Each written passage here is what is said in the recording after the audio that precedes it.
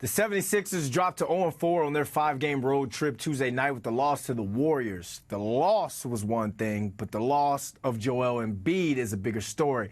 So let's talk Sixers basketball. Embiid with Tasia Dash, co-host of the Believe in 76ers podcast. Tasia, thanks for hopping on with this, my man. Let's start with this Embiid news because I know Nick Nurse is not a nurse, but I'm wondering why this man was out there in the first place. He sat out 5 January games because of his left knee, and he didn't even look like himself before he went down in the fourth.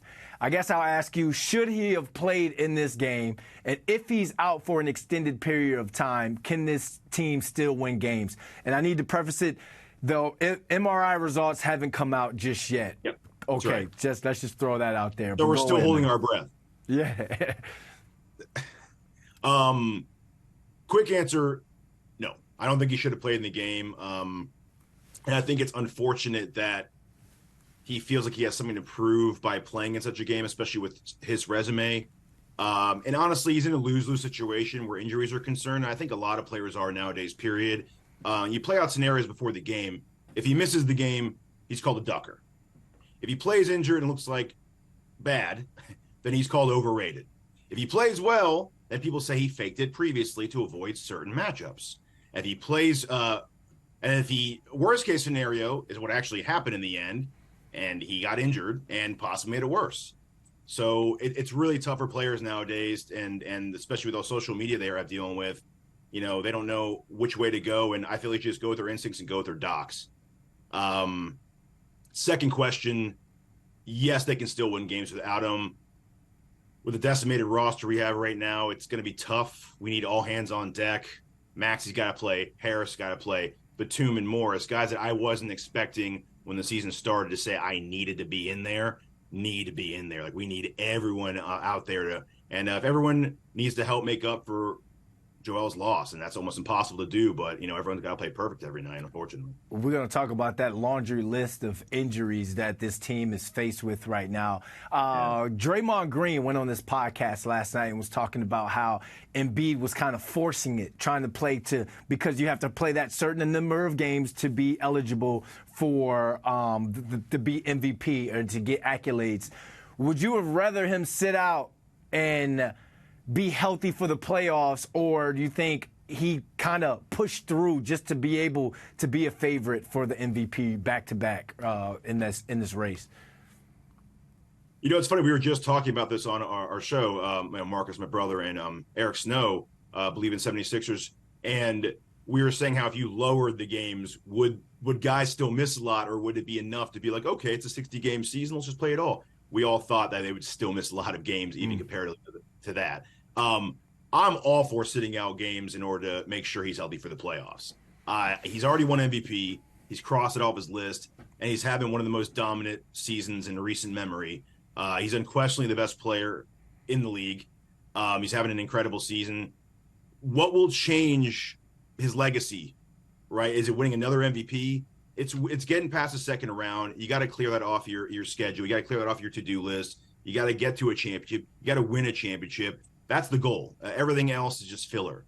I'm a Chiefs fan, right? Admittedly, right? I know that's weird. But we had a bad season this year, the Chiefs did, a bad regular season. Do you think anyone thinks about that right now? Do you think anyone's talking about a regular season? No. You're in the championship. That's all that matters. So just get through all this nonsense. The Miami Heat also do this, too. They turn it on in the playoffs, and all of a sudden everyone forgets about their slumps and fights they had on the sidelines.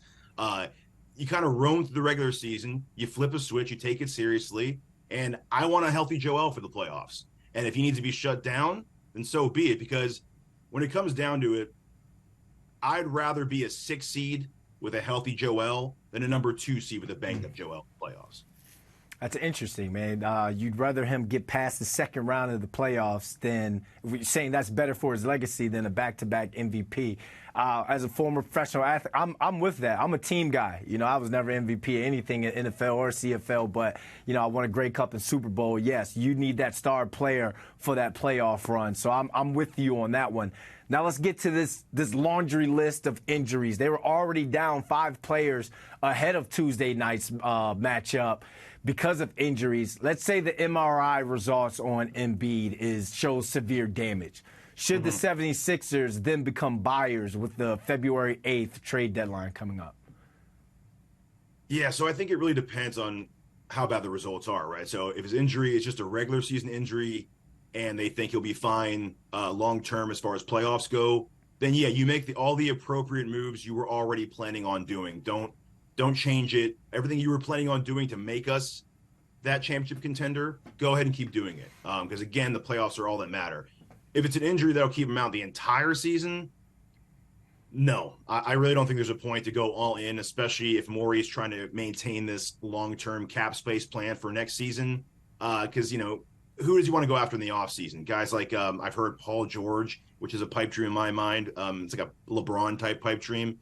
So let's say Joel's out for the season.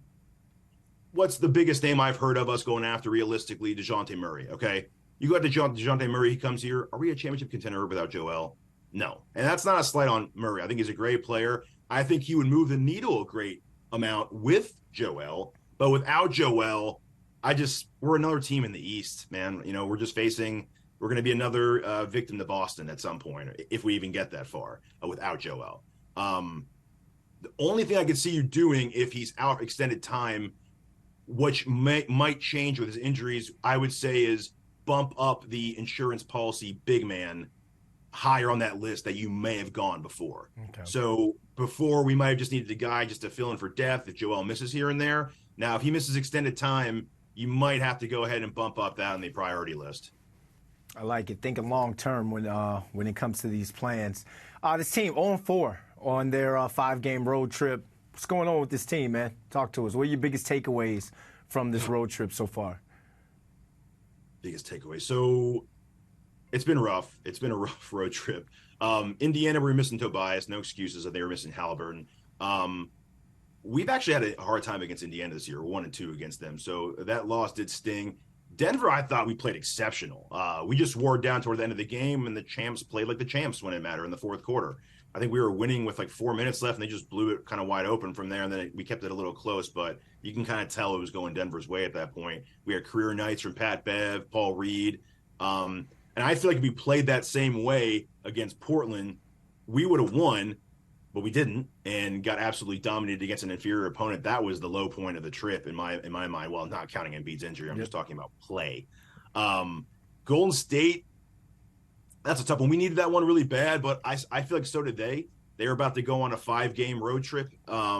So they've had some brutal losses. They had the triple overtime or double overtime game against LA. So they needed that badly. And last night was interesting because we were actually playing better without Joel on the floor for long stretches. So we got down their lead when he came back. They bumped it back up again. And I think it's because you're relying on an injured player. It's like about to get in like a street fight with Superman on your side, but he's got a piece of like kryptonite stuck in his back. Yeah. It's like, you're not going to say, oh, don't worry, Superman, I got this for you. You're still going to let him like lead and fight for you, but he's not Superman. He's just kind of a guy. That's kind of how I felt with Joel. We were kind of just watching a wounded guy try to like fight for you all, and he wasn't going to come up victorious. He had 8 turnovers. Didn't look like himself. Positives, I kind of hit on it. Beverly and Pat Bev, great games. They show they can, play well in people's absences. Springer looked really good last night against Golden State, and we received 20-plus minutes that we on the show actually have been hoping he'd get for quite some time. Yeah, Superman looked like Super Dude last night before he went out. All right, let's talk about their closing out their 5-game road trip in Utah. That goes down on Thursday. 1, is this a must-win game? 2, how do they get it done? So it's tough to say must win in January. We do badly need it to scrounge up 1 victory in this road trip. Jazz have lost their last 2 by combined, I think, 48 points. Mm-hmm. So if they came out and dominated us, kind of like Portland did, it would be a rough way to go back to Philadelphia. I do think it's there for the taking because of how bad they're playing, and the team might kind of band together for that Denver-type performance. Hopefully we can get Maxey back. Maxey's been out for these string of games, so that's a huge bump. You're talking about 25 to 30-point score. Well, in Embiid's absence, he'll probably score 30, 35. So hopefully we get him back. I think if we get Maxey back, Batum comes back, I think we pull away with the win in that game. Tell the people they can find you and plug the podcast. Believe in 76ers. Me, my brother, and legendary point guard Eric Snow, man, from one of your favorite teams growing up. It's got to be, right? Yeah, Everyone loves that early 2000 Sixer team. Yeah, he played with AI. He played with Bubba Chuck. I remember that. He needs a Twitter though. He needs a X. He just says his name. He doesn't have any handle or anything on there. So you guys gotta get him. You gotta get him. I'll talk to him X. about that. Thanks for hopping on with this, man. I'm sure with the Knicks playing well and Philly obviously being a force in the East, we're definitely gonna have you back on talk some basketball. Of course, man. Sounds good. All right, take it easy.